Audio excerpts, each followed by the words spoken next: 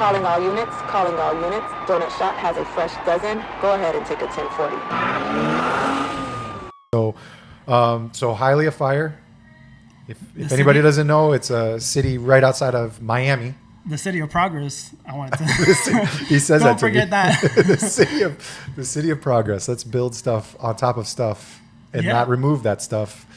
Listen, I don't get political and whatnot, but this new administration has been pretty good as opposed to the previous one. It's been day and night. Yeah. And the departments, every department has this thing, whatever. But the morale overall in the department and in the city, I've seen so many changes. Because I grew up in Hialeah, and before the previous administration, there was another. Get it nice and close. We want to hear. We want to hear. I like to talk like that. Yeah. So the when I was growing up in Hialeah, all the parks were open every day. You go on the weekends after school, whatever, and they'd have activities all day in the parks, and it was fun. You could be at the parks hanging out. With the last administration, the parks were closed on the weekends. Or like all these activities, like the water park, the little thing, the splash pad, all that stuff was shut down. Budget cuts left and right. The city was just falling apart. The parks were falling apart. And now, just looking at the social media and like the city itself, there's been so many things that have been fixed, like the sewer and water. All the parks have gotten revamped. They did gaming places for kids to go after school and stuff like that. Yeah. Skateboarding parks. The whole city's like graffitied up, but not graffitied up. Like it's nice. Yeah, murals. it's got the murals and stuff. Murals everywhere. Like you see really Hialeah coming up because I think they're trying to get new people, like younger people, to come live here. And the price in Hialeah is coming up. Hialeah is expensive now. Yeah. And like not only the house values through the roof, I can't afford anything. Yeah. But the rental, it's through the roof too. Yeah. And there's a lot of construction that are like luxury construction and stuff like that. So it's bringing a lot more people in. Yeah, and that's, because Hialeah goes all the way back to, my grandfather, a white cowboy in Hialeah. Farms and fields, that's what Hialeah was. Farms and fields, cowboys and stuff, and that's what, back to the days when they'd call it Miami, was what they called Miami. And so, he kind of grew up there when he moved down from North Carolina. And so that's what but they just keep pushing westward now, where there's stuff going out into those old farms and pastures, even more so. There's no more farms in Hialeah. Yeah. There's a few more spots left that are big, but those are lots that are going to be pretty already sold or going to be sold. Right. Yeah. Progress. Yeah, city progress. They went from farms to factories to now a modern city. Okay. So there was more factories, kind of like or industrial, kind of like how Medley is and stuff. Yeah. It was a lot of that, and then now that's getting demoed, and it's just the slogan used to be Hialeah Agua Fango y Factoria, which means like water, mud, and factories. That was the slogan. It's a Spanish slogan for it. And it's been like that for a while, but now with the whole boom, it's been changing completely. It's going to like luxury apartments. Yeah.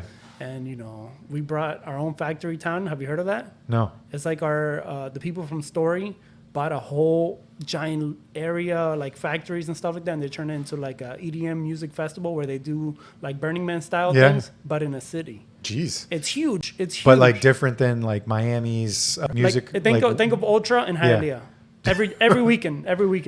Oh, they do it like it's a club district. That's what they created. But they bought such a big area. Yeah. That it's huge. How many drug calls are you running on? I don't pass outs. Listen, I picked up that event one time and I said never again. And there's some people that love going there. One of the guys that love working it. So it's always staffed. But so I'm away from that. I did it one time. That's it for me. Yeah, but they don't have you guys. But you guys don't like run calls like transports and stuff like that? I'm in the opopposite side of the city, so I don't have to worry about any of that. Yeah. But the lieutenant in that area, he was like, I got to get out of here.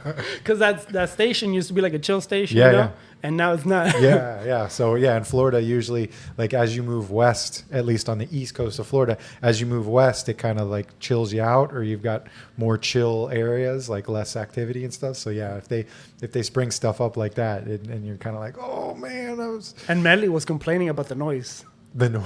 Yeah. Medley has like 2,000 residents that actually live in Medley versus the influx of people that they get that come there to work. They have nice little spots there. It looks yeah. like a whole little different town when you go into that area. Yeah. It's cool. Yeah. All right, cool, man. So, fire, all that kind of stuff. The cool stuff. Yeah, the cool stuff, the fun stuff, people's heroes. Yes. Running around with Dalmatians, saving lives. Like being on the job, you have days where you just do lift assist, blood pressure checks, you're sick person, the normal calls. But where you really feel good about yourself and doing the job that you do is when you save somebody or prevent somebody from dying and stuff like that. There's no better feeling. Yeah. Like, those days you're just like, I did something, because this job, like, at least for me, it gave me like a purpose.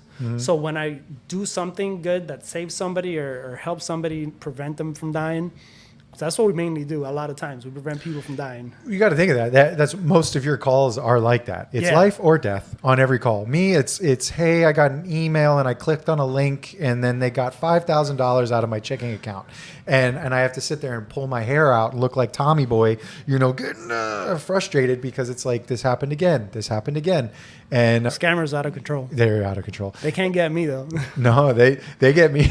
They get me. I told you that before the show. They got my movie theater account and they drained like 10 credits out of my movie theater account. They sold your account on the black market. Yeah. What is it? Dark web? The dark web. Yeah. So it's a mess. And my wife's constantly like, why do they keep getting you? And I'm like, as long as they don't get my fucking money, like they could take my movie theater credits. Like even your money, you can get it back. Yeah. For the most part. Yeah. Unless you send it to somebody. The elderly do. Yeah. Oh, it's so frustrating. We could do an entire show just on the tormenting of the elderly that they get, because it pisses me off. It's, dude, like $20,000, $30,000. Their whole savings sometimes.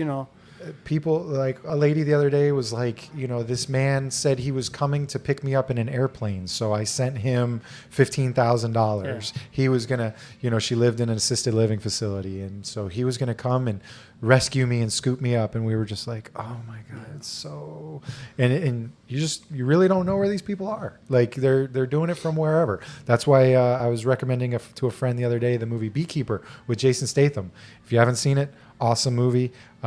Pretty much about fraud and stuff, and Jason Statham does Jason Statham things to. I don't know who that is. Jason Statham, Oi, from the bald guy from. He's a British actor that fights in all these movies. He's. I think I know who you're talking about. Yeah. I talked to, hey Siri, show me Jason Statham.